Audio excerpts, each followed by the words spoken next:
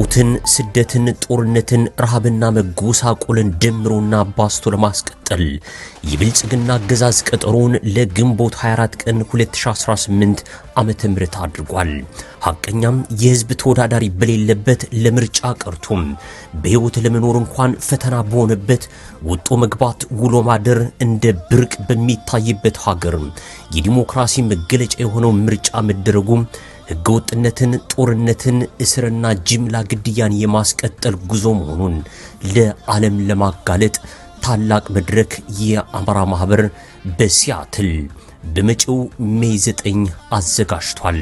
ለአጃቢ ደጋፊዎቹ በተፎካካሪ ስም የምክር ቤት ወንበርና ስልጣን በማደል አካታች መንግስት ተመስርቷል የሚል ትርክት ለመፍጠር እየባዘነ ያለው አገዛዙ በምርጫ ሰበብ 5 ዓመት ሲያክል የበለጠ ጦርነት የበለጠ ቀውስ የበለጠ ፍጥጫን ያዋለደ ኢትዮጵያን እንደ ሱዳንና ኮንጎ የታጣቂዎች መፋለሚያ ሜዳ ለማድረግ እየሰራ መሆኑንም በጋራ ቆመን ለዓለም እናጋልጣለን።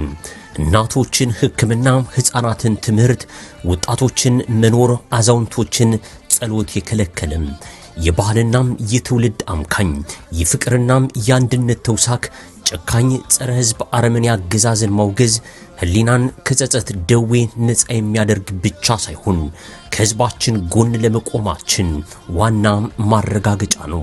እናም ነፃነታችን እስኪረጋገጥ ታድመን በጋራ እንመክራለን። በአገሪቱም የተለያዩ አካባቢዎች መንግስት የሙሉ ጊዜ ስራው ከታጣቂዎች ጋር ውጊያ ያደረገ ለምርጫ ስራ ውስጥ መሆኑ ሁሉን አካታች አለመሆኑን እንሞግታለን። ዛሬም ቢሆን ትግራይ፣ ብዙሃኑ አማራ፣ ምዕራብ ኦሮሚያ፣ መተከል አካባቢ፣ ደቡብ ኢትዮጵያ፣ ምዕራባዊ አቅጣጫ በጦርነት ምክንያት ወደ ፓርላማ ወኪል በማያስገቡበት ሁኔታ የሚደረገው ምርጫ ወኪልን ሳይሆን ያገዛዙን እድሜ ከማራዘም የተለየ ነገር ይዞ አይመጣምና ተቃውሟችንን ለማሰማት በጋራም እንሰባሰባለን። ምርጫው ግዛታዊ አንድነትን፣ ብሔራዊ እኩልነትን፣ ሀገራዊ ወኪልን በጋራ ለመምረጥ የማያስችል መሆኑንና ሂደቱም ሆነ ውጤቱም የፖለቲካ ቁማር እንጂ ሌላ አለመሆኑን ድምጻችን በጋራ እናሰማለን። በመሆኑም በአገዛዙ ለታፈነው የኢትዮጵያ ሕዝብ ድምጽ ለማሰማት በመጪው ሜይ 9 በማርቲን ሉተር ኪንግ ጁኒየር ሜሞሪያል ፓርክ ከቀኑም 1 ሰዓት እስከ 6 ሰዓት ፒኤም ታላቅ የተቃውሞ ሰልፍ የአማራ ማህበር በሲያትል አዘጋጅቷል። በመሆኑም በሲያትልና አካባቢው የምትኖሩ ኢትዮጵያውያንና ትውልደ ኢትዮጵያውያን በመድረኩ እንድትገኙና ለተጨቆነው ህዝባችን ድምጽ እንድትሆኑ ተጋብዛችኋል። የአማራ ማህበር በሲያትል። ሰላም ጤና ይስጥልን ተመልካቾቻችን፣ እንደምን ዋላችሁ እንደምን አመሻችሁ። ከአንከር ሚዲያ ዝግጅት ክፍል የአክብሮት ሰላምታችንን እናቀርባለን። የአዲስ አበባ የሚዲያ ካውንስል መቋቋሙ ዛሬ በይፋ ተገልጿል። ይህ ሚዲያ ካውንስል በአዲስ አበባ ዙሪያ ያሉትን መረጃዎችን በማሰባሰብ አዲስ አበባ የገጠማትን ዘርፈ ብዙ ማህበራዊ፣ ኢኮኖሚያዊና ፖለቲካዊ ችግሮችን በመንቀስ አዲስ አበባን ነፃ ለማውጣት የሚደረገውን ትግል ለማገዝ ያለመ ካውንስል እንደሆነ ነው ከምስረታ ጽሁፉ ለመረዳት የተቻለው። ይህንን ካውንስል ካቋቋመው ግብረ ኃይል ጋር ቆይታ እናደርጋለን። የአዲስ አበባ ሚዲያ ካውንስል ህዝብ ግንኙነት ክፍል ሀብታሙ በሻ ከሲያትል መስመር ላይ ይገኛል። ከሱ ጋር የምናደርገውን ቆይታ እንድትከታተሉ ግብዣችን ነው። መልካም ጊዜ።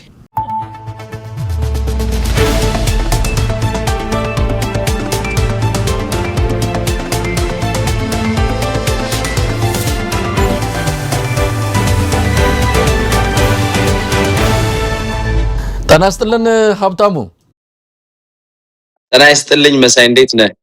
እንዴት ቆየህን? እንዴት ሰነበትክ? እንግዲህ ረጅም ጊዜ ያው በማህበራዊ ሚዲያ ላይ የዩቲዩብም ያንተ ገጽ ወይም መድረክ እንደነበረ አስታውሳለሁ። አሁን ከዛ ዩቲዩብ መድረክ ላይ ጠፍተሃል። በማህበራዊ ሚዲያ ላይ ግን የነቃ ተሳትፎ ስታደርግ ከ10 ዓመት በላይ ነው የማቅህና ከሚዲያ ላይ ግን ጠፍተሃል፣ በተለይ ከዩቲዩብ ፕላትፎርም ላይ። አዎ ልክ ነው መሳይ። ዩቲዩብ እንግዲህ አቃለ አንተም ያው ጠንክረህ አለህ እንጂ ያው ብዙ ሚዲያዎች የኛ ሚዲያዎች ይታፈናሉ። ከመንግስት ተቃራኒ የሆንን ሰዎች ብዙ ጊዜ ይሄ ማስ ሪፖርቲንግ ይደረጋል። እሱን ተከትሎ ደግሞ ዩቲዩብ ደግሞ እንትኑ የሲስተሙ ምንድነው ኤአይ ስለሆነ አንዳንድ ጊዜ በደንብ አያጣራውም። ሪፖርቶቹን እንደ እውነተኛ አድርጎ የመቁጠር ነገር አለና በዛ ምክንያት ዩቲዩብ ተዘግቷል። ግን አለው ቲክታክ ላይ አለው። ስለ አንተ ቲክታክ ላይ መምጣት አለብና ቲክታክ የዘመኑ ፕላትፎርም ነው። የዘመኑ ልጆች ተቀላቅለናል፣ እዛ ነው ያለ ነው ብዬ ነው። ወደ ዩቲዩብ ምናልባት ወደፊት እንመለሳለን።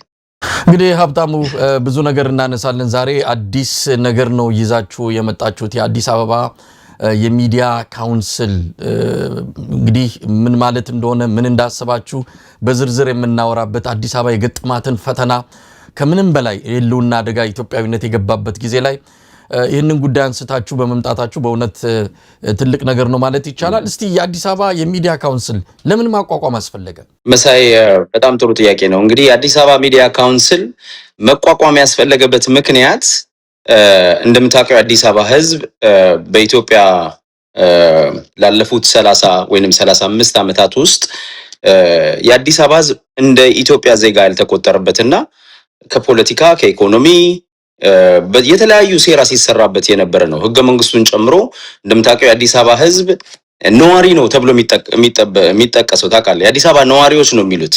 አሁን ከንቲባውም ስታወራ ፕሬዚዳንቱም ጠቅላይ ሚኒስትሩም ሲያወሩ የአዲስ አበባ ነዋሪዎች እያሉ ነው የሚገልጹት። የሌሎቹንስ ደግሞ ስታየው የኢትዮጵያ የብሔር ብሔረሰቦችና ህዝቦች ተብሎ ነው የሚጠቀሰው። የአዲስ አበባን ግን ነዋሪ ነው የሚሉት። እንደ ህዝብ እንኳን እንደ ሀገር ባለቤት አይጠቅሱትም እና በተግባርም ያገለሉበት በህገ መንግስታቸው በስምም በመጣሪያም ራሱ ያው እንደ ነዋሪ የሚቆጥሩበት በተግባር ደግሞ ከፖለቲካ ከኢኮኖሚ ተጠቃሚነት አገለውት እንደውም የተለያየ ጥቃት ሲያደርሱበት የነበረ ህዝብ ነው እና አሁን ሄዶ ግን አሁን ያለንበት ስርዓት ውስጥ መሳይ እንደምታውቀው አዲስ አበባ ላይ በልማት ስም ከፍተኛ የሆነ ካልቸራል እና ኢኮኖሚካል ጄኖሳይድ የተፈጸመ ነው የአዲስ አበባ ህዝብ ላይ። ጄኖሳይድ ሲባል ብዙ ጊዜ ሰዎች የሚያዩት ምንድነው ይሄ ቫዮለንስ የሆነውን የምናውቀውን አይደል አይምሯችን ላይ የሚሳለውን በሩዋንዳ ያየነውን አገራችን ውስጥም ብዙ ቦታ ላይ ወለጋ ላይ ባይዘው አዲስ አበባ ላይም ቡራዩ ላይም እንደምታስታውሰው ጄኖሳይድ አይታል። አንተ ምስክር ለአገር ቤት ገብተህ የዛን ጊዜ ያው ስርዓቱ መጠየቅ የለበትም ገና ነው ስለሚባል ስለነበረ ነው እንጂ ምልክቶቹን አይተናል። እና የአዲስ አበባ ህዝብ የህልውና እንትን አለበት፣ የህልውና አደጋ አለበት። በራሱ መሬት ላይ ራሱን ማስተዳደር አይችልም። እንደምታየው አሁን በሚደረገው በልማት ሰበብ ከፍተኛ ዲስፕሌስመንት መሬቱን የመንጠቅ ሀብቱን የመዝረፍ ከዛም አልፎ ተርፎ ደግሞ ጥቃት ቫዮለንስ የሆነ ጥቃት የሚደርስበት ማህበረሰብ ነውና ራሱን አደራጅቶ መብቱን አስከብሮ በራሱ ተወልዶ ባደገበት ከተማ ውስጥ የኢኮኖሚ ተጠቃሚ እንዲሆን የፖለቲካ ተሳትፎ እንዲረጋገጥለትና አዲስ አበባ ህዝብ ላይ የሚደርሰው ማንኛውም የሆነ ሲስተሚክ የሆነ መንግስታዊ የሆነ ስርዓታዊ የሆነ በደል እንዲቆም ነው አዲስ አበባ ሚዲያ ካውንስልን ማቋቋም ያስፈልገን። መሳይ እነማን ናችሁ እናንተ? እንግዲህ የሚዲያ ካውንስል ሲባል በሚዲያ ዘርፍ የተሰማራችሁ የተለያዩ ጋዜጠኞች፣ አክቲቪስቶች ልትሆኑ እንደምትችሉ ይገመታል። እነማን ናችሁ ግን? የአዲስ አበባ ሚዲያ ካውንስልን ያቋቋምን ሰዎች መሳይ አዲስ አበባ ተወልደን ያደግን የምንተዋወቅ ልጆች ነን። ያው ለመጀመሪያ ያህል ወደፊት ሁሉንም ኢትዮጵያኖች የአዲስ አበባ ጉዳይ የኢትዮጵያኖች ሁሉ ጉዳይ ነው ብለን ነው የምናስበው። ተያያዥነትም አለው። የኢትዮጵያ የመብት ጥያቄዎች ሁሉ ከአዲስ አበባ ለምሳሌ አማራ ክልል የሚደረገው የመብት ጥያቄ ከአዲስ አበባ ህዝብ ጋር ይያያዛል። ትግራይ ክልልም ኦሮሚያ ክልልም ሁሉም ክልል ላይ የሚደረገው የመብት ጥያቄ የመብት እስከሆነ ድረስ የእኩልነት እስከሆነ ድረስ የፍትህ እስከሆነ ድረስ ከሁሉም የኢትዮጵያኖች የመብት ጥያቄ ጋር የሚያያዝ ነው። የሚሰላሰል ነው። የተለየ ነገር አይደለም። ግን የአዲስ አበባ ብለን የተደራጀንበት ምክንያት አዲስ አበባ ላይ አሁን በምታየው ሁኔታ በልማት ስም ማስ ዲስፕሌስመንት አለ። የአዲስ አበባ ህዝብ ተወልዶ ካደገበት መሬቱ ላይ ይነቀልና ዳር ወጥቶ ለምሳሌ 40-50 ሚሊዮን ብር የሚያወጣ መሬቱን ተነጥቆ የራሱ የግል ይዞታ የሆነውን ተነጥቆ ፈርሶበት በ5 ሚሊዮን ብር ኮንዶሚኒየም ውስጥ እንዲገባ ይደረጋል። ይሄ ምንድነው? ሀብት ዘረፋ ነው የሚደረገው። ገብቷል? ኮምፕሊትሊ ከተማውን ህዝቡን ደሃ የማድረግ ስራ ነው የሚሰራው። ወዶ የሚያደርገው ነገር አይደለም። በልማት የተባለ ህዝቡን ዳር አውጥቶ ይመጣልና መሬቱን የመንጠቅ ስራ እየተሰራ ስለሆነ ይሄንን እንዲቆም ነው እኛ የተደራጀነውም ልጆች ደግሞ በአዲስ አበባ ነዋሪነት የምንተዋወቅ አብረን ያለን አክቲቪስቶች የሚዲያ ሰዎች ነን። ይህንን ስራ እየሰራን ያለ ነው። መሳይ የትን ያላችሁት አድራሻ አላችሁ ወይስ በመላው ዓለም በዚህ ጉዳይ ላይ ተስማምታችሁ የተሰባሰባችሁ የአዲስ አበባ ልጆች ናችሁ ይሄንን የሚዲያ ካውንስል ያቋቋማችሁት? አድራሻ አላችሁ? አድራሻ በመላው ዓለም ነው የምንኖረው። ያው የኢትዮጵያ መንግስት እንደምታውቀው ኢትዮጵያ ውስጥ በነፃነት ሐሳብን የማራመድ መብት የለም። ታውቃለህ፣ ሐሳብን በነፃነት የመግለጽ የሚዲያ ስራ መስራት፣ መንግስትን መቃወም፣ መብትህን ለመጠየቅ ኢትዮጵያ ውስጥ ስለማትችል እንግዲህ ኢትዮጵያ ውስጥ ከኛ ጋር የሚሰሩ ሰዎች አሉ። በህቡ የተደራጁ ናቸው እነዚህ ሰዎች።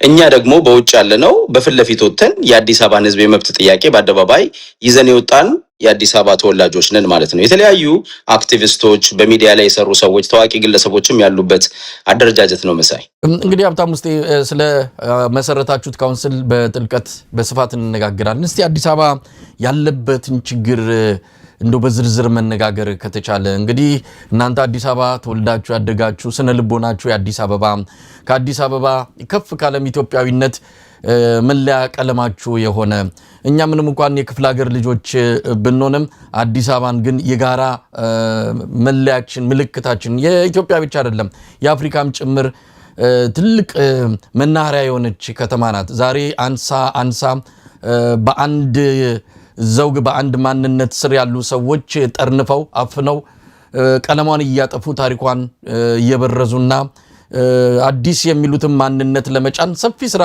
እየሰሩ እንዳለ እንደው ባጭሩ መገለጽ ከተቻለ እናንተ እንዴት ነው አዲስ አበባ ላይ የመጣውን መከራ ማአት የምትገልጹት? በጣም የሚገርም ነው መሳይ። እንደምታውቀው አዲስ አበባ ህዝብ ላይ መሬቱን መንጠቅ ብቻ አይደለም፣ በአጠቃላይ ልክ እንዳልኩ መሬቱ ላይ እኔ ፎከስ ማድረገው ምን መሰለህ፣ አንድን ማህበረሰብ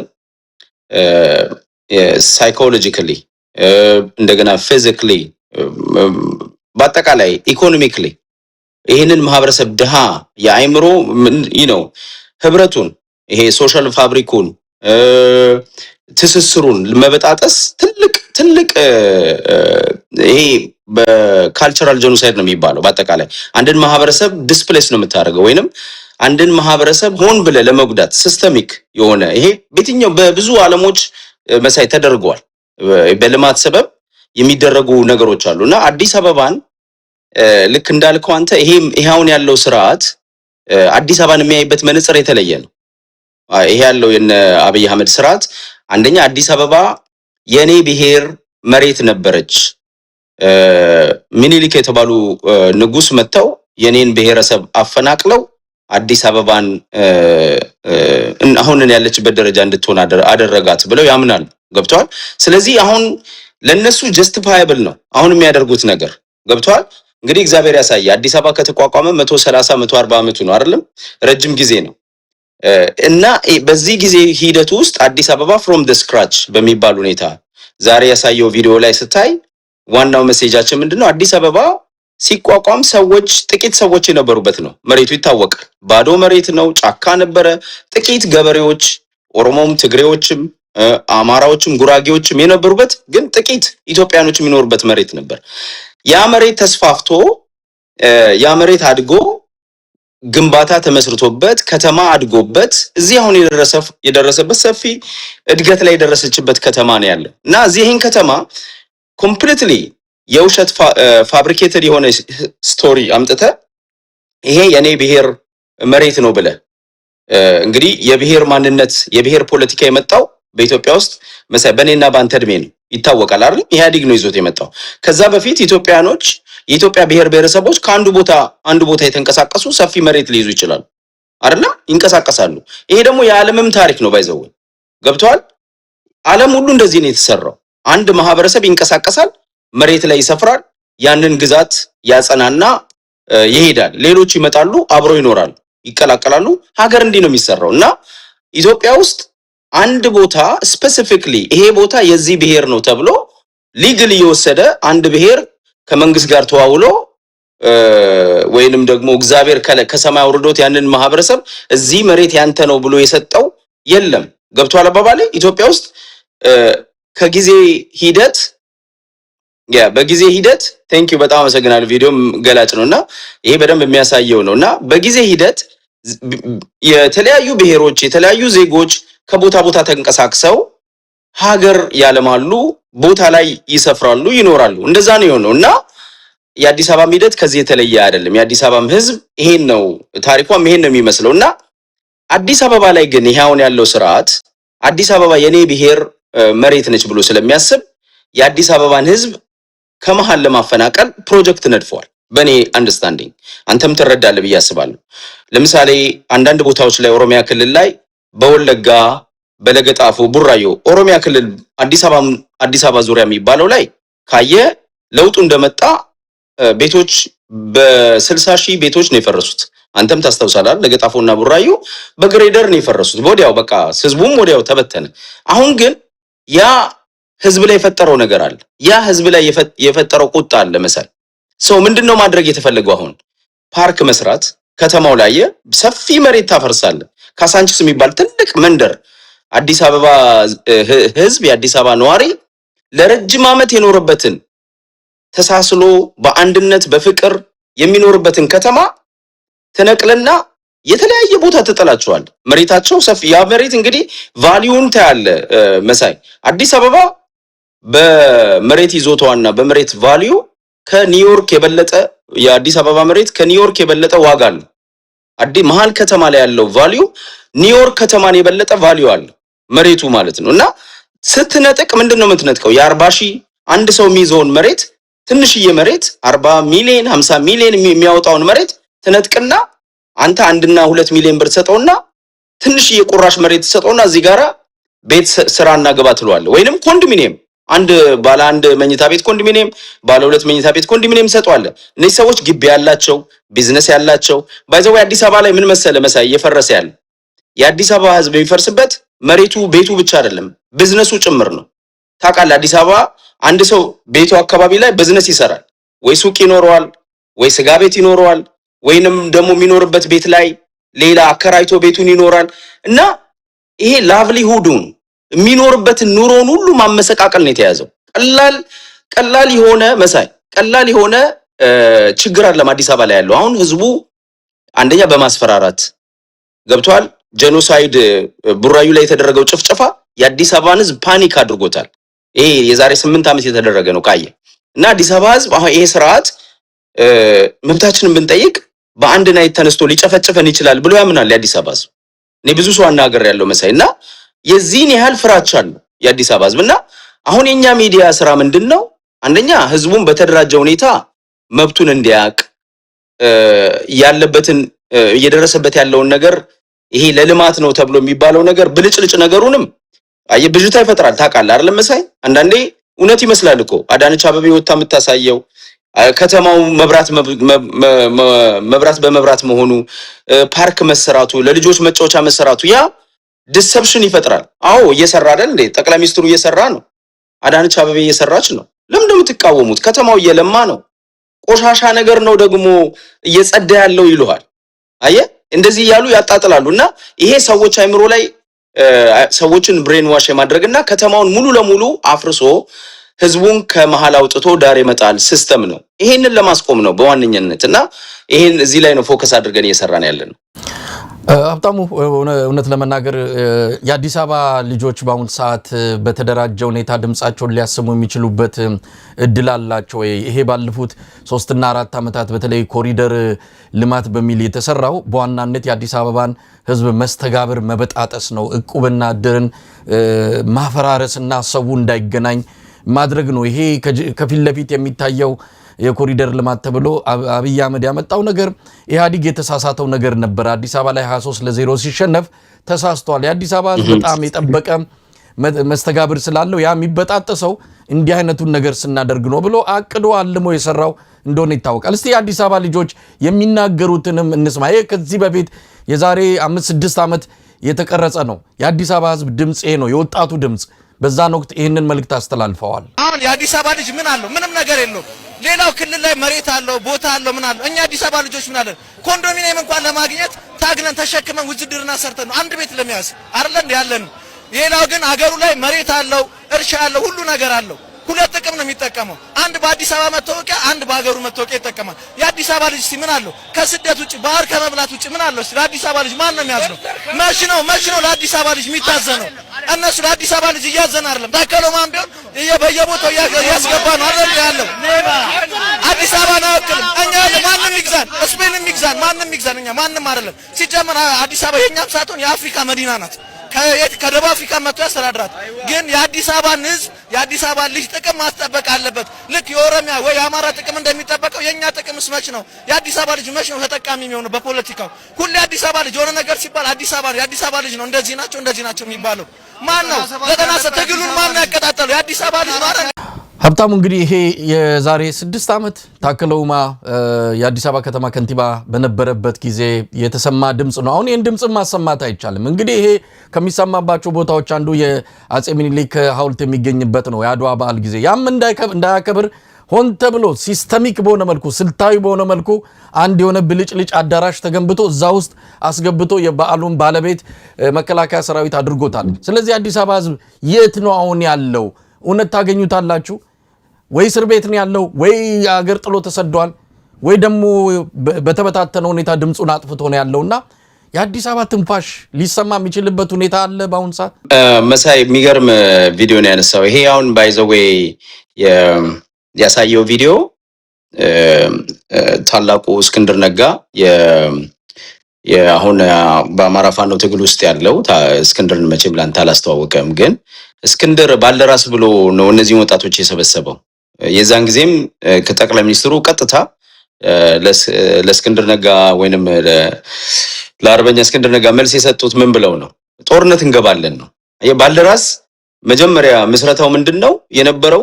የአዲስ አበባን ህዝብ አነሳስቶ ሊመጣ የነበረውን ይሄ ካልቸራል ጄኖሳይድ፣ ኢኮኖሚካል ጄኖሳይድ፣ ዲስፕሌስመንት ተረድቶ ነበር ታላቁ እስክንድር ነጋና ይሄ ለማስቆም ጥረት አድርጓል። አልቀጠለበትም ድርጅቱ። እሱም እዛ ላይ ብዙ የደረሰበትን ነገር ታውቃለህ። ስር ገጠመው ምን አለው።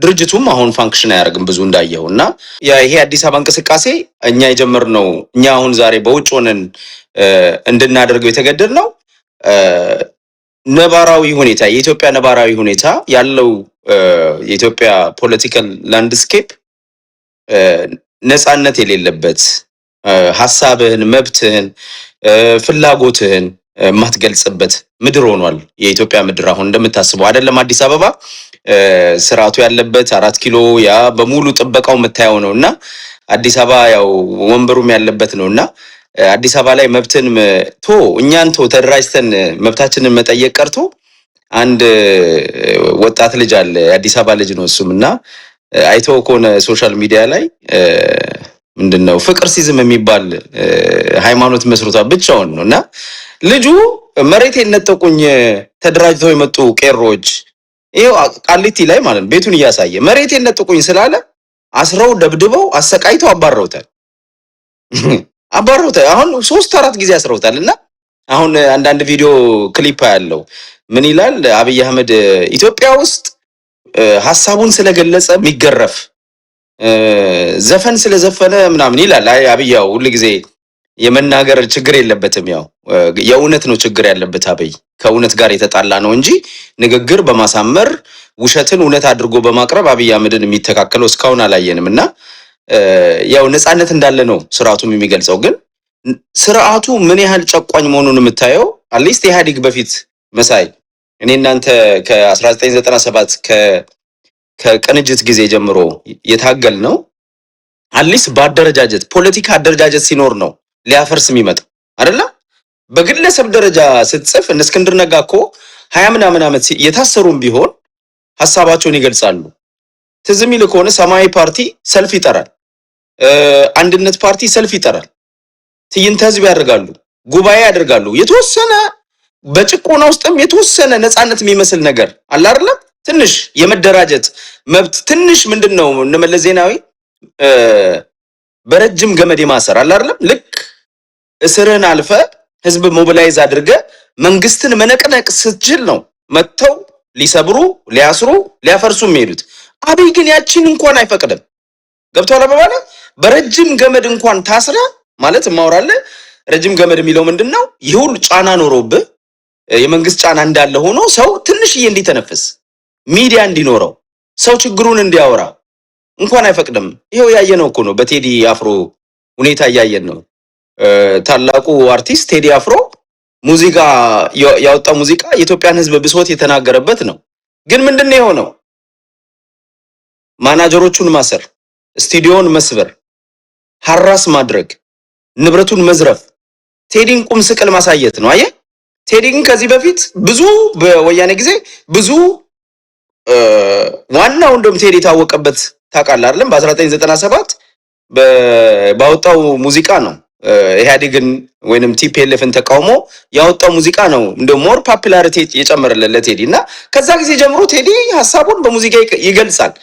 ግን አሁን ያለው ስርዓት ምንም የሚፈቅድ አይደለም መሳይ። ምንም አይነት ነገር ምንም አይነት ኮሽታ አይፈቅዱም። ምንም አይነት እኔ አጋረንትዩ አብይ አህመድ እስካለ ድረስ የአዲስ አበባ ህዝብ ሆነ የኢትዮጵያ ህዝብ አደባባይ ወጥቶ አብይን ከመደገፍ ውጪ ለአብይ ሰልፍ ከማድረግ ውጪ ለአብይ የሰልፍ ድጋፍ በለው እውቅና በለው ያንን ከመስጠት ውጪ መብቱን አብይ አህመድን ተቃውሞ መብቱን መጠየቅ የሚችልበት ስርዓት አይደለም።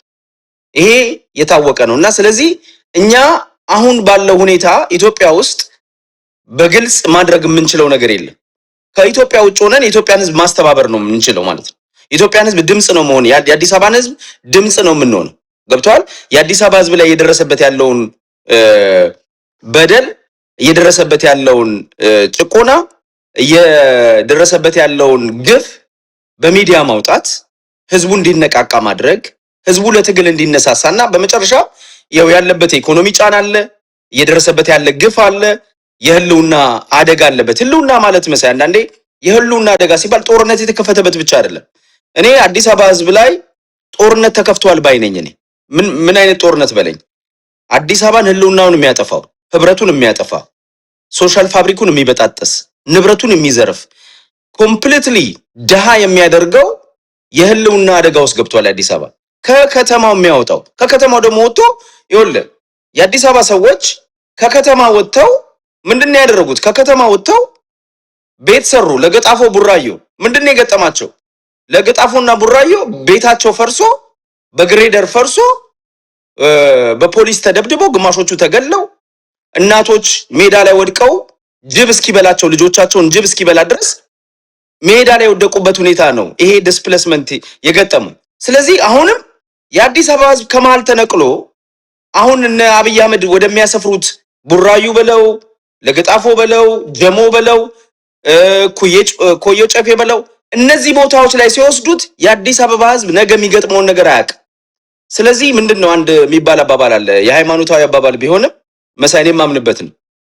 ስፍራህን አትልቀቅ የሚባል ነገር አለ። ገብቷል?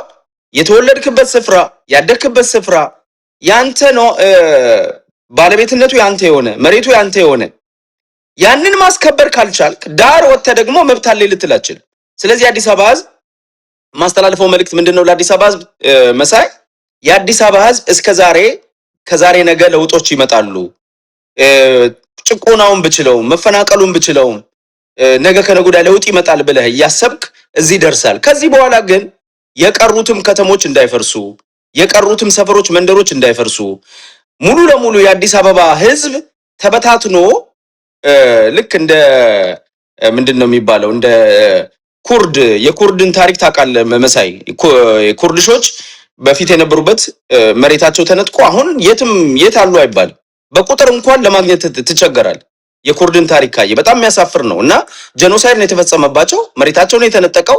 አዲስ አበባ ህዝብ ላይም እየተደረገ ያለው ይሄ ነው እና ይሄ እንዲቆም ከተፈለገ 7-8 ሚሊዮን ህዝብ ነው አዲስ አበባ። ሰፊ ህዝብ ነው መሳይ፣ ሰፊ ህዝብ ነው፣ ሰፊ ሪሶርስ ያለው ነው፣ ብዙ ዕውቀት ያለው ህዝብ ነው። ስለዚህ ራሱን ለማዳን ካሁኑ ሞቢላይዝ መሆን አለበት። የመብት ጥያቄ ማንሳት አለ። አንድ ነገር እንደው ማንሳት ከተቻለ እንግዲህ እናንተ በተጨባጭ ምን ልታደርጉ ነው? አሁን በእንደዚህ አይነት አፈና ውስጥ ያለ የተበታተነ ሆን ተብሎ አሁን ባልካቸው የተለያዩ ስልቶች አብይ አህመድ መሀል ያለውን ገፍትሮ ታሪኩን አጥፍቶ ትናንትን እያደበዘዘ የራሱን አዲስ ድቅል ማንነትና ይሄ ምንድነው የወል ማንነት እያለ እያመጣ እሱን ለመጫን የሚያደርገው ሰፊ ዘመቻ፣ ይሄን ደግሞ ብቻውን አይደለም የተለያዩ ጸረ ኢትዮጵያ ኃይሎች ከውጭ ያሉ ተባበሩት አረብ ኤሚሬትስን መውሰድ እንችላለን። በፋይናንስ እየደገፉት ያለ ጉዳይ ነው። ትልቅ ፋይናንስ የተደገፈ ትልቅ ዘመቻ ነው እየተከናወነ ያለው። የአዲስ አበባ ህዝብ ግን አሁን የት ነው ያለው? ቀደም ሲል ያነሳውልህ ጥያቄ አለ። እንግዲህ ቤተክርስቲያንን እንውሰድ። አንድም ቤተክርስቲያን በአሁን ሰዓት ምዕመናኖች የሏትም። ምክንያቱም ተፈናቅለው ወደ ጥግ ተወስደዋል። ቢዝነሶች የሉም። አቅም እንዳይፈጠር የኢኮኖሚ አቅም እንዳይፈጠር ቢዝነሶቹ በሙሉ ጠፍተዋል። ስለዚህ አሁን የአዲስ አበባን ህዝብ የት ታገኙታላችሁ? ምናልባት ቴክኖሎጂ ምስጋና ይግባውና በዛ አማካይነት የታፈነውን ህዝብ ድምጽ በቴክኖሎጂ አማካይነት ልሰበስቡት ይችላላችሁ። ግን የት ነው እንዲህ ነው ብላችሁ የአዲስ አበባን ህዝብ የልብ ትርታ ልታዳምጡ የምትችሉበት መንገድ አለ ወይ? ከመበታተኑና በየቦታው ከመሰራጨቱ ጋር ተያይዞ ተበትኗል የአዲስ አበባ ህዝብ አሁን ሰዓት። መሳይ ልክ ነህ። የአዲስ አበባ ህዝብ ትናንት የነበረው ህብረት የለውም። ትናንት የነበረው ሶሻል ፋብሪክ ጥንካሬ፣ አንድነት ገባ በሰፈር ውስጥ የመገናኘት ኔትወርኩ ሶሻል ኔትወርኩ የለውም፣ ተበጣጥሷል። ልክ ነህ። የሚኖርበት ከተማ ላይ የሚኖርበት መንደር ላይ ራሱ ሰላዮች ብዙ ተቀምጠው አዳዲስ ሰዎች ገብተው በጥርጣሬ ውስጥ ነው። መግባታቸው ነውር ነው እያልን አይደለም። አዲስ አበባ ሁሉንም ዌልካም ታርጋለች። መሳይ ታውቃለህ፣ የአዲስ አበባ ህዝብ ዛሬ መጣ አዲስ አበባዊ ነው የምትሆነው። የአዲስ አበባ ህዝብ ይረዳሃል፣ ስራ ይፈልግልሃል፣ መንገዱን ያሳይሃል። አዲስ አበባ እንደዚህ ነው ታውቀዋለህ። እና አዲስ አበባ ለሁሉም ኢትዮጵያዊ ቤት ነች። የሁሉም ኢትዮጵያ የተሰራች የአንድነት ተምሳሌት፣ የኢትዮጵያዊነት የህብረት ተምሳሌት ነች። ህብረ ቀለማዊ የሆነች ኢትዮጵያዊነትን የምናይባት። እውነቴን ነው የምልህ። አዲስ አበባን ካፈረሰ የአዲስ አበባ ማህበረሰብ ስነ ልቦና ከበተነ አብይ አህመድ ከተሳካለት ኢትዮጵያዊነትን የማምከን ኢትዮጵያዊነትን ሙሉ ለሙሉ የመስበር ውጥኑ ተሳክቷል ማለት ነው።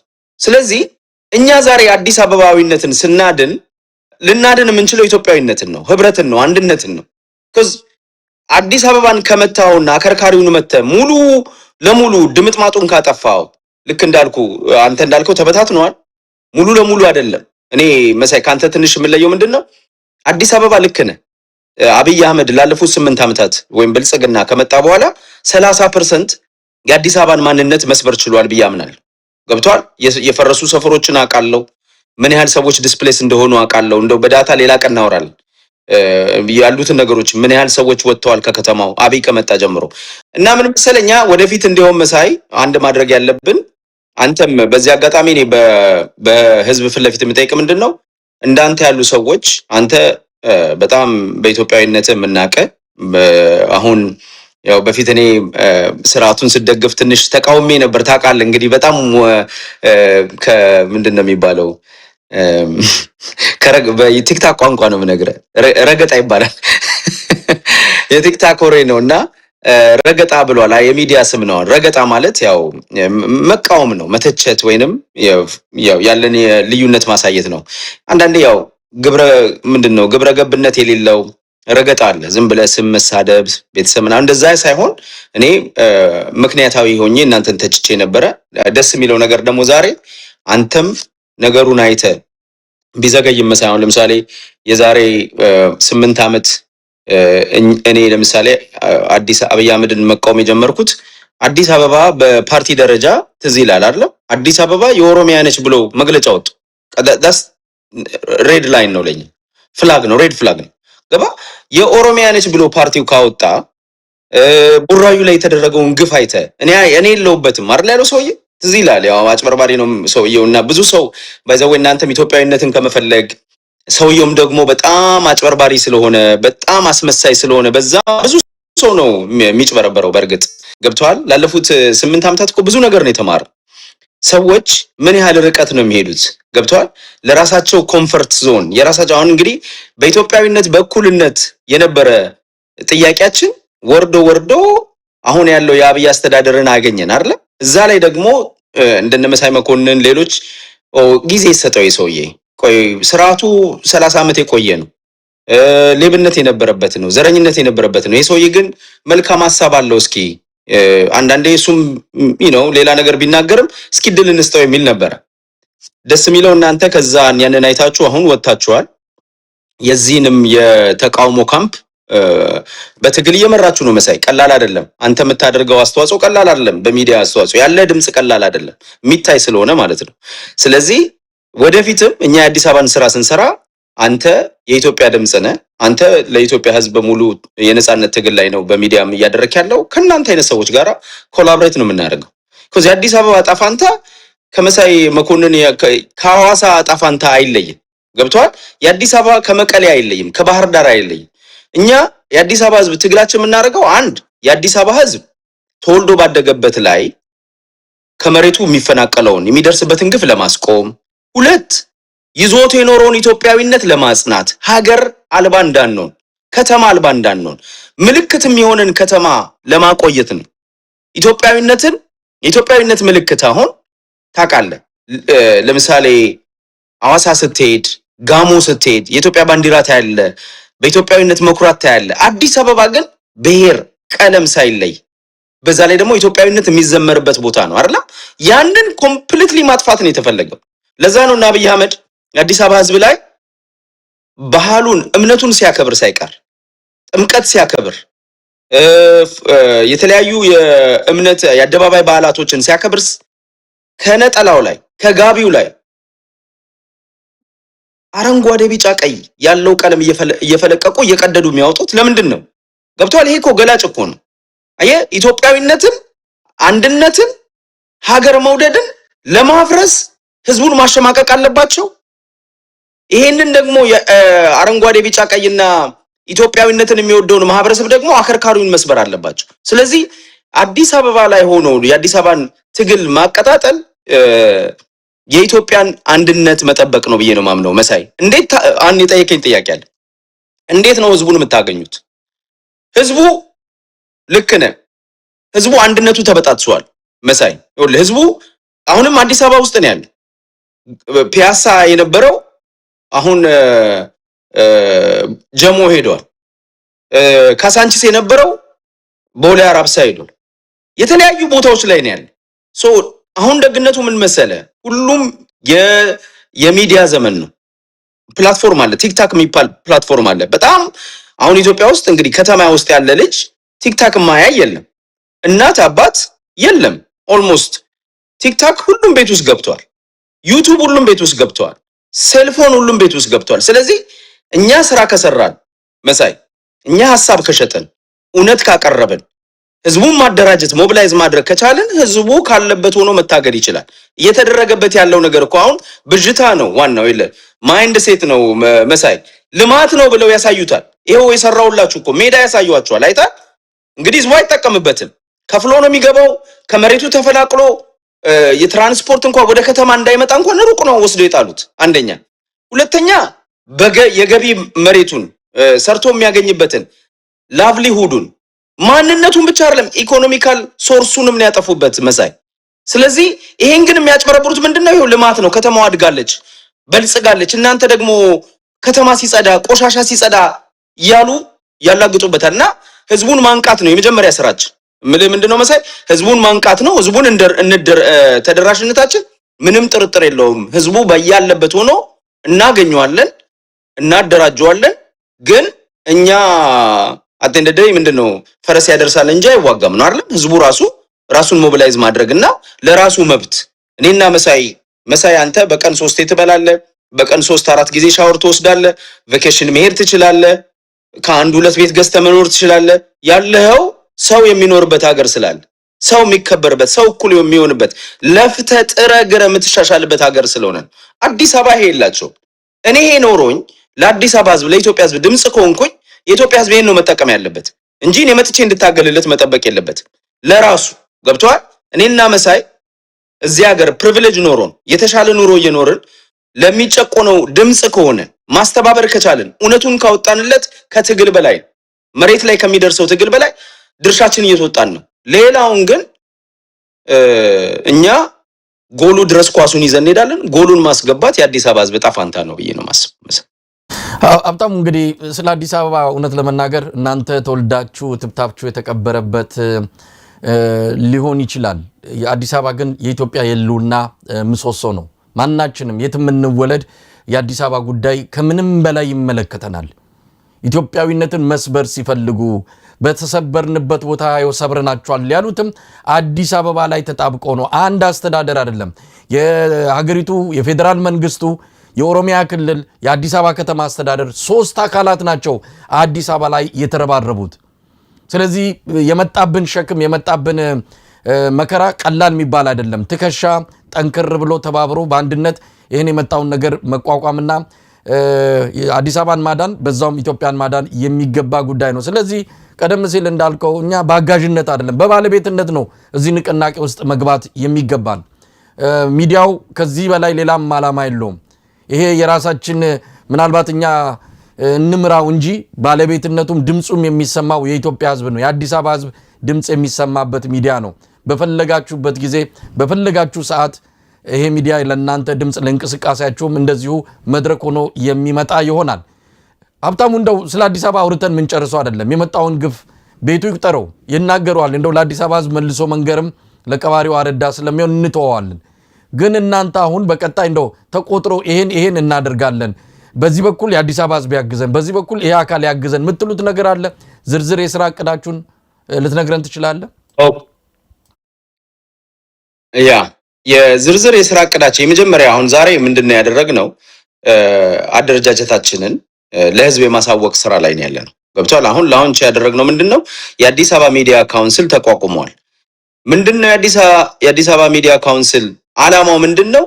አዲስ አበባን ህዝብ ከሚደርስበት የህልውና አደጋ ከሚደርስበት ሳይኮሎጂካል ከሚደርስበት ካልቸራል ኢኮኖሚካል ጀኖሳይድ ዲስፕሌስመንት ገብቷል ማህበረሰቡን ከሚደርስበት በአጠቃላይ ከሚደርስበት ጥፋት ማዳን ያንን ለማድረግ ነው የተቋቋመው።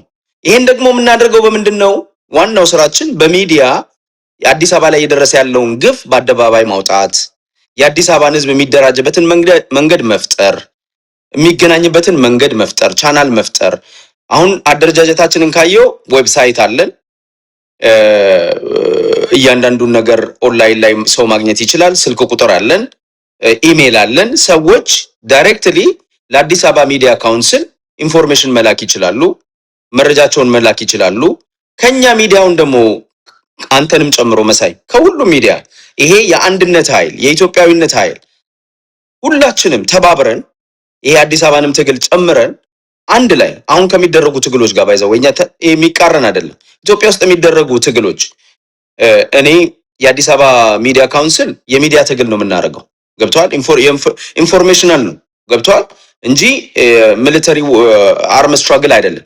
ግን አርም ስትራግል የሚያደርጉትም ቢሆን ትክክል ናቸው። ቢኮዝ ኢትዮጵያ ውስጥ ምንም አይነት መብት እንደሌለ ታውቃለህ መሰል። ስለዚህ አርማ አንስተው ወይንም መሳሪያ አንስተው ለነጻነት የሚደረገው ትግል ሁሉ ሄዶ ለእኩልነት የሚደረግ ትግል ነው። ስለዚህ ለአንድነት ለእኩልነት የምናደርገው ትግል አንድ ላይ ተባብረን ድምጻችንን አስተባብረን ጥያቄዎቻችንን ሚዲያዎቻችንን አንድ ላይ ተጠቅመን የአዲስ አበባን ህዝብ ጥያቄም ሆነ በመላው ሀገሪቱ ያለው የነጻነት ጥያቄ፣ የእኩልነት ጥያቄ፣ የፍትህ ጥያቄ ማስተባበር አለብን ብዬ ነው ማስበው መሳይ። እና እንዳልከው ጥያቄ ላይ ስመለስ አሁን እኛ 1 2 3 ብለን የምናወጣው ነገር የመጀመሪያ ስራችን ዛሬ ይኸውልህ ሚዲያውን መክፈታችን ነው። ማለት የሚዲያ ካውንስሉን ተግባራት መጀመሪያ አንተ ጊዜም ያስፈልጋል አይደል? ዛሬ ነው የተቋቋመው።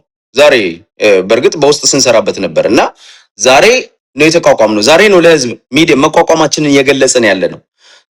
በቀጣይ የሥራ ድርሻችንን ዓላማዎቻችንን እናውቃለን። በእርግጥ አሁን ዓላማችን ይታወቃል። የተቋቋምንበት ዓላማ ምንድነው? ህዝቡን ማደራጀት፣ እየደረሰበት ካለው ግፍና መከራ ራሱን አደራጅቶ እንዲታገል የሚዲያ ስራ የመስራት ነው። የሚዲያ ከቨሬጅ መስጠት፣ በሚዲያ ህዝቡን ሞቢላይዝ የማድረግ ነው ዋናው ዓላማችን ማለት ነው መሳይ። ዋናው ስራችን ሚዲያ ላይ የአዲስ አበባን ህዝብ ጥያቄ አደባባይ ላይ ማውጣት፣ እየደረሰበት ያለውን ግፍ መናገር፣ ህዝቡን ማስተባበር፣ ህዝቡን አንድነቱን እንዲፈጥርና መብቱን እንዲጠይቅ ማድረግ ነው ትልቁ ዓላማ። አስምረበት። ይሄ ነው የአዲስ አበባ ሚዲያ ካውንስል ስራ። ገብቷል? ህዝቡ እየደረሰበት ያለውን ነገር አውቆ ባለው ዘመኑ በፈጠረው ቴክኖሎጂ ተጠቅሞ ያሉትን ፕላትፎርሞች ተጠቅሞ እርስ በራሱ ተገናኝቶ ትናንት ሰፈር ለሰፈር ይገናኝ የነበረው የአዲስ አበባ ይሄ ኢንዲጂነስ አዲስ አበባ ተወልዶ ያደገው ልጅ አብሮ ትግሉን አጧጥፎ ነፃነቱን የሚያገኝበትን ነገር እንዲፈጠር ነው። ዋናኛ መቋቋም ዓላማ እዛ ላይ ነው። በቀጣይ ግን 1 2 3 ብለን የሥራ ምንድነው ግቦች አሉ፣ ምናስፈጽማቸው ግቦች አሉ፣ ምንሄድባቸው ነገሮች አሉ። አንተ ሚዲያ ላይ መተን እነዛን ነገሮች በዝርዝር ምናቀርብ ይሆናል። መሳይ ትልቁ ግባችን የሚዲያውን መቋቋም የማብሰር ላይ ነው። እሱ ነው የዛሬ ትልቁ ግባችን እና ወደፊት ግን ልክ እንዳልኩ 1 2 3 እንዴት ነው የምታረጉት? እንዴት ነው ሚዲያው ወደፊት እንዴት ነው የሚሰራው የሚለውን ነገር አሁን አደረጃጀት ተመስርቷል። ልክ እንዳልኩ ሚዲያው ወደ 14 ስራ አስፈጻሚዎች አሉት፣ ቸርመን አለው፣ ምክትል ቸርመን አለው። እነዚህ ሁሉ አደረጃጀቶቹን እየዘረጋን ያለ ከዚህ በኋላ ደግሞ ወደ ስራ ስንወርድ አንተ ጋር መተን ያለውን የሥራ አፈጻጸም እንደገና ደግሞ ፕላን ያደረግናቸውን ነገሮች ካንተ ጋር የምንወያይባቸው ይሆናል። ለህዝቡ የምናሳውቅ በራሳችንን ፕላትፎርም የምናሳውቅ ይሆናል። መሳይ ሀብታሙ እንደው ባለድርሻ አካላት አሉ ወይ? ለምሳሌ ሚዲያው አንድ ባለድርሻ አካል ነው። እዛ ባሻገር ሲቪክ ተቋማት አሉ መሬት ላይ የሚንቀሳቀሱ። በእርግጥ በፊት ለፊት አሁን እነሱን መግለጽም ላይ ይገባ ይችላል፣ ግን መሬት ላይ በተለያየ መልኩ ሊንቀሳቀሱ የሚችሉ ባለድርሻ አካላት እናንተ ብቻችሁን ይሄ ምክንያቱም ትልቅ ሀገራዊ ጉዳይ ነው። የአዲስ አበባ ጉዳይ የኢትዮጵያ የህልውና ጉዳይ ነው እና አብይ አህመድ ገንዘባቸውንና ኃይላቸውን አዲስ አበባ ላይ ያደረጉትም አዲስ አበባን መንካት ምን ያህል ግባቸውን እንደሚያሳካ ስለሚያውቁ ነው። ለማንኛውም ባለድርሻ አካላትን የምታገኙበት መልእክትም ካላችሁ በዚህ አጋጣሚ ይሄ መጀመሪያ ቀናችሁ ነው። እኛም እግር በእግር እየተከታተልን የደረሳችሁ እንላለን። ለአዲስ አበባ ህዝብስ የምታስተላልፉት መልእክት አለ ወይ? ባለድርሻ አካል እኛ እንግዲህ ልክ እንዳልኩ ሚዲያ ላይ የምንተዋወቅ የአዲስ አበባ ተወላጆች ሆነን በብዛት ነው የተሰባሰብነው። ባለድርሻ የምትለው ባለድርሻ እንግዲህ ከሚታገሉ ምድር ላይ ከሚታገሉ ሰዎች ወይንም ደግሞ አመራሮች ወይንም ያሉ የሉም። አዲስ አበባ ብቻ ሳይሆን ሐዋሳም ቢሆን መቀሌም ቢሆን ሌላም ከተማም ቢሆን ህዝቡ የመብት ጥያቄ ካነሳ አንስቶ እንዲታገል የሚያደርግ እንቅስቃሴ ካለ መደገፍ ነው ያለብን ነው። ገብቷል? እኛ ራሳችን አዲስ አበባ ተወልደን ያደግን ልጆች ወደፊት አንተ ሚዲያ ላይ በስፋት የምንቀርብ ልጆች ነን እኛ። ሌሎችንም ይዤ እመጣለሁ። ገብቷል? ስለዚህ አዲስ አበባ ተወልደን ያደግን ወጣቶች አሁን ሚዲያ ላይ አክቲቭ የሆኑን ሰዎች ነው ተሰባስበን የሚዲያ አድቮኬሲ ለመስራት አዲስ አበባ ሚዲያ ካውንስል የሚል አቋቁመን የመጣ ነውና የማንም እጅ የለበትም። ጄኒዋንሊ ነው የምነግርህ መሳይ። እኛ ዓላማችን የአዲስ አበባ ህዝብ የሚደርስበትን መከራ እንዲያስቆም መብቱን እንዲያስከብር ተነስቶ እንዲታገልና ነገ የምንኮራባት ነገ ሀገር ቤት ገብተን የምናያት ከተማ ማንነታችን ያልጠፋበት እኩልነታችን ዳይቨርሲቲ ኢዝ ቢዩቲ ይላሉ እዚህ ሀገር መሳይ። አንድ ነገር አሁን ሆሞጂኒየስ የሆነች እንድትሆን ነው ለሳይ ነኝ። እንደው በግልጽ እናወራ። አዲስ አበባ የኦሮሞ ሆነች ሲባል ምኑ ነው የሚጠቅመው? ወይ አማራ ሆነች የሚለው ምንድነው የሚጠቅመው? ገብቷል መሳይ? አዲስ አበባ ሁሉንም ስትሆን ነው ከተማ የምትሆነው፣ ሁሉንም ስትመስል ነው አይደለም? አዲስ አበባ መሳይን መምሰል አለባት፣ ሀብታሙ በሻን መምሰል አለባት፣ ጎይቶምን መምሰል አለባት፣ ማነው መገርሳን መምሰል አለባት፣ ሁሉንም ኢትዮጵያዊ መምሰል አለባት። አዲስ አበባ መልቲንግ ፖት ነች። የኢትዮጵያኖች ተጨፍልቀው ተደባልቀው ተቀላቅለው የሚሰሩባት አንድነት፣ እኩልነት፣ ፍቅር፣ ኢትዮጵያዊነት የሚንጸባረቅባት የኢትዮጵያዊነት ተምሳሌት የሆነች ከተማ ነች። ይሄንን ይዛ እንድትቀጥል ነው መስራት ያለብን። አሁን ያንን የማጥፋት ስራ ነው የሚደረገው። not only የኢኮኖሚካል የሚደረገው መሬት መዝረፍ ብቻ አይደለም፣ ካልቸራል ጄኖሳይድ ነው ብያለሁ መሳይ። ይሄ ኦርጋናይዝድ የሆነ ሲስተሚክ የሆነ ዲስፕሌስመንት ነው። ይሄ ወደፊትም በጣም ልንታገለው የሚገባ ነውና ያ ሆኖ ሙሉ ለሙሉ እነሱ እና አብይ አህመድ ሰክሲድ እንዲያደርጉ ቁጭ ብለን ማየት የለብንም። ልክ እንዳልኩ 30% አዲስ አበባን የማፍረስ በልማትም በለው በተለያዩ መንገዶች ህዝቡን የማፍረስ ህዝቡን ከኢኮኖሚ የማግለል ህዝቡን ንብረቱን የመዝረፍ መሬቱን የመዝረፍ ስራ ላይ ገብተዋል። መሳይ አንድ ነገር ላንስ በመጨረሻ እነዚህ የብልጽግና ካድሮች ሰምተ ይሆናል አንተም እና ጌታቸው ረዳ አሁን የተቀላቀለ ካድሬ ነው ጌታቸው ረዳ። እኔ የጸዳ ከተማ ውስጥ መኖር ነው የሚሻለኝ፣ የጸዳ ቤት ውስጥ ጌታቸው ረዳ ሁሉ ሲል ሰምታል አይደል? ቆሻሻ ውስጥ ለምን እኖራለሁ ይላል። እና ናዳነች አበቤ ካየ ይሄን ቆሻሻ ነው እኮ ግሙን ያጸዳ ነው ይላሉ። ይሄን ሰምተሃል አይደል? ብዙዎቹ ይሄንን ከተማውን ሁሉ ህዝቡን ራሱ ባይዘወይ ይሄ እንግዲህ እግዚአብሔር ያሳየ መሳይ ህዝቡን እንዴት እንደሚንቁትና ኢንሶልት እንደሚያረጉት ነው። አዲስ አበባ እኔ መሳይ ተወልጄ ያደግኩት አዲስ አበባ ነው። ይሄ መንደር የምትለው ሰፈር ይሄ ማለት ይሄ በዚህ ሀገር አሁን ጌሮ ይላሉ። እዚህ ሀገር እኮ አለ አይደል? አሁን መሳይ አንተ አሁን ባልቲሞር ጌሮ ነው ሂድ፣ የጌሮ የሚባል ሰፈር አለ የትም ሀገር ላይ። አዲስ አበባ ጌሮ አለ። ያን ጨርቆስ ብለ ጌሮ ሊሆን ይችላል። የሆነ ጌሮ አለ፣ ጌሮ የሚባል አለ ማለት ደከም ያለ እንትን ኢኮኖሚካሊ ደከም ያለ ሰው የሚኖርበት አካባቢ አለ። ያ ሊኖር ይገባል። ባይዘው ብራዚል ብትሄድ አለ፣ አፍሪካ ውስጥ ብትሄድ ሌጎስ ብትሄድ አለ። ጌሮ ነው የሚባለው። ያ መኖር አለበት። ደሃው ህብረተሰብ የሚኖርበት መኖር። ያ ማለት ግን ያ አካባቢ መጽላት የለበትም አይደል መሳይ? አንተ እኮ እንደ መንግስት ይኸውልህ የቆሸሸ ነገር ካለ አይደል? ለምሳሌ 4 ኪሎ ይሄ ዶሮ ማነቂያ ከቆሸሸ አጽደው። ከቆሸሸ ለሰው ልማት ከሆነ የምትፈልገው አሁን የቆሸሸውን አጸዳን ብለው ህዝቡ ላይ የሚመጻደቁትን ነገር ማንሳት ስላለብኝ ነው መሳይ። ከቆሸሸ መንገድ ስራላችሁ፣ ቤቱን እዛው ተከልላችሁ፣ ኮንዶሚኒየሙን እዛው ስራላችሁ፣ ቤቱን አፍርሰው፣ ሰፈሩን አፍርሰው እንደገና ሪኢንተግሬት አድርገው እዛው ስራላችሁ። ለምንድን ነው ዲስፕሌስ ማድረግ ያስፈልገው? አየ መሬቱን ምንድነው ቆሸሸ ይሉሃል። ባይዘወይ አዲስ አበባ ህዝብ ንጹህ ህዝብ ነው። ያ አዲስ አበባ ላይ ቆሻሻ የለም እያልኩ አይደለም። ገብቷል? የትም ከተማ ኒውዮርክም ብትመጣ ቆሻሻ ይኖራል። አዲስ አበባ ህዝብ በቴክኖሎጂ በተለያዩ ነገሮች የከተማ ነዋሪ እንደመሆኑ መጠን ፕሪቪሌጅ የሆነ ህዝብ ነው። ከድሮ ጀምሮ ስልክ የሚያቅ፣ መብራት የሚያቅ፣ ውሃ የሚያቅ ከየትኛውም ከተማ የበለጠ እኔ እንደው ባጭሩ ልናገርና አሁን ያሉት ጠቅላይ ሚኒስትራችን እኮ በራሳቸው አንደበት እኔ ሳደግ ፍራሽ አላቅም ብለዋል። ራሳቸው ነው ያሉት። እኔ ሳደግ ሰሌን ላይ ነበር ምተኛው፣ ውሃ አላቅም፣ መሰረተ ልማት የለኝም ነበረ ብለዋል። አዲስ አበባ ግን ስንወለድ መሰረተ ልማት ሽንት ቤት ይወል ሽንት ቤት ይላሉ። ቆሻሻ ነው ይላል። ሽንት ቤት መሳይ ሽንት ቤት እኮኛ ለ5 ልንጠቀም እንችላለን፣ ለ10 ግን ሽንት ቤት አለን። ገጠር ሽንት ቤት የለም።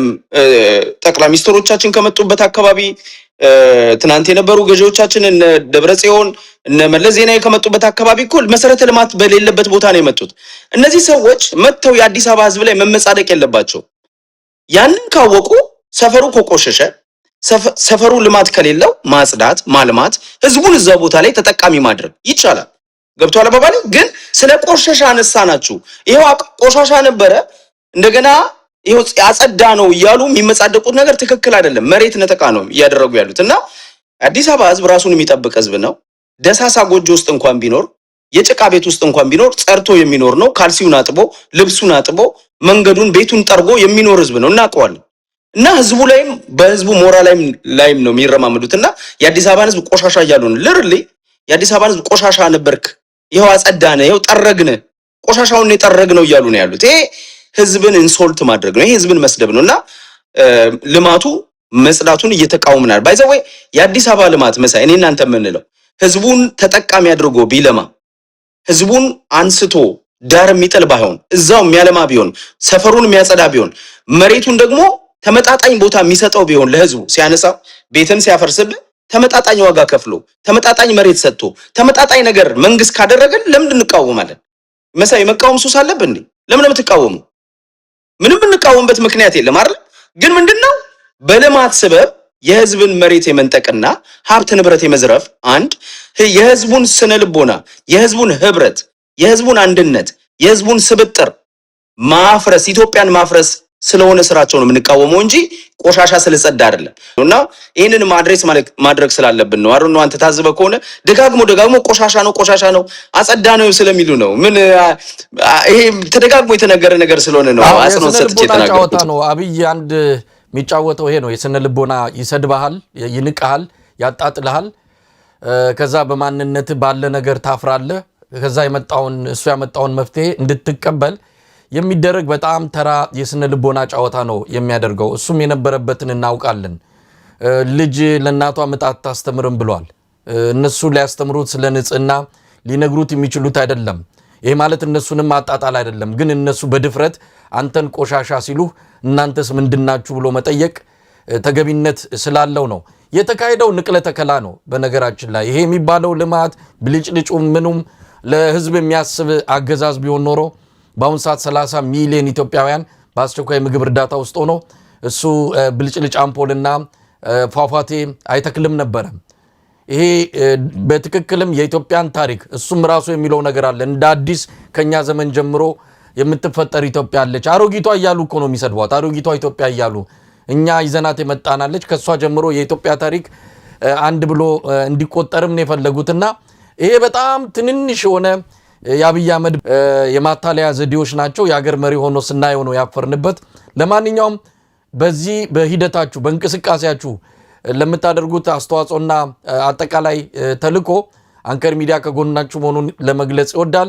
በመጨረሻ የምትለው ካለ ሀብታሙ፣ ያው ስለምናገኛችሁ ቶሎ ቶሎ ሌሎች እንቅስቃሴያችሁንም እንደዚሁ ለህዝብ እናደርሳለን። በጣም ነው ማመሰግነው ስለተገኘ። እኔ በመጨረሻ ምለው መሳይ ለሰጠን እድል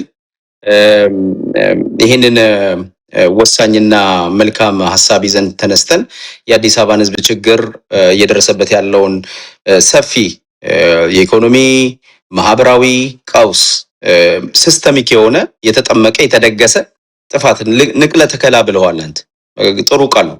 ንቅለ ተከላ ብለው ጥሩ ቃላት ገልጸዋል። ስለዚህ እየደረሰበት ያለውን ውድመትና ጥፋት እንዲድን ለማድረግ ያነሳነውን አጀንዳ ያነሳነውን ያቋቋምነውን የሚዲያ ካውንስል ለህዝብ እንድናደርስ ስላደረከን በዚህ በጣም አመሰግናለሁ። ወደፊትም ስራችንን የደረስንበትን ነገር በአንተ መድረክም በሌሎች የሚዲያ አጋሮቻችን እየቀረብን ለህዝብ እናሳውቅ ይሆናል። አብረን የምንሰራ ይሆናል። በጣም አመሰግናለሁ መሳይ፣ ለነበረን ቆይታ በጣም አመሰግናለሁ። እግዚአብሔር ያክብርልኝ። በድጋሚ አመሰግናለሁ። ሀብታሙ በሻ የአዲስ አበባ ሚዲያ ምክር ቤት ካውንስል የህዝብ ግንኙነት ክፍል በአንከር ሚዲያ ታዳሚዎች ስም በማመስገን እሰናበታለሁ። እግዚአብሔር ይስጥልኝ። መልካም ቀን። አመሰግናለሁ መሳይ።